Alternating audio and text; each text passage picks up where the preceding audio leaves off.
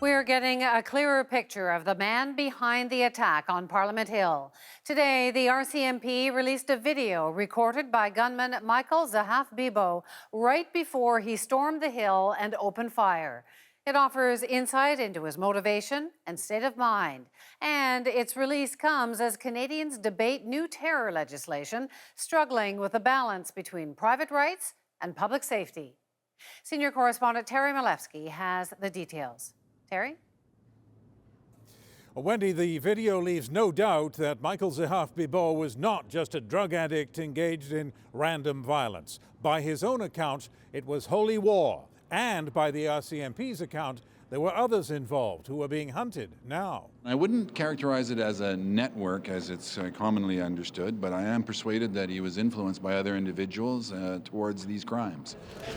The RCMP commissioner came to the same room where the government caucus barricaded the doors last October to keep the gunman out. He said he has 130 officers trying to find who else is implicated in what he said was clearly terrorism. The RCMP believes on the evidence that Zehaf-Bibeau was a terrorist. Bob Paulson said Zehaf-Bibeau was radicalized while in BC and briefly in Alberta. How is all part of the investigation.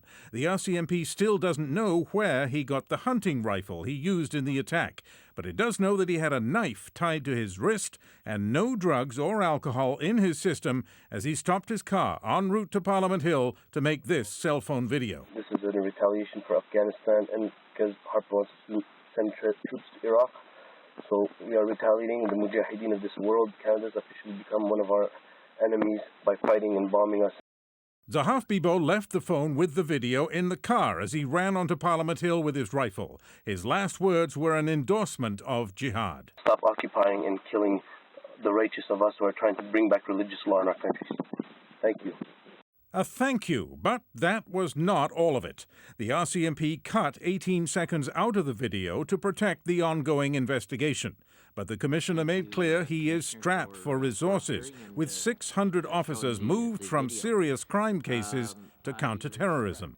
I just don't think it's sustainable to maintain our programs in other areas where we are drawing resources from those to address this threat. The politics of all of this quickly came to the fore, the government saying it proves the new terrorism bill is needed, the opposition saying it's not. So you would have had no difficulty under the existing legislation in laying charges as a result of this incident? No, based on the evidence that we've accumulated now, I would have no difficulty charging him with the terrorism offense that I spoke of. So the opposition says the new bill is about politics. The government says no, it will prevent future attacks. That debate's not over. But whether the October attack was about jihad, that seems to be settled now, Wendy. Thanks, Terry. Terry Malewski in Ottawa.